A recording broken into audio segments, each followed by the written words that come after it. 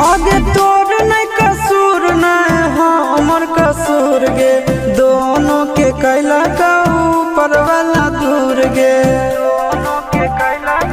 ये सोना आगे तोर नहीं कसूर नहीं हमर कसूर गे, दोनों के कैला का ऊपर वाला दूर गे। आगे शीशा के छोड़ा के तो मिलोगे चिंटू या न जान से, आगे सोना चिंटू या न जान से। जोड़ी है बनावल भगवान के, दोस्त न है इंसान के, आगे सोना दोस्त न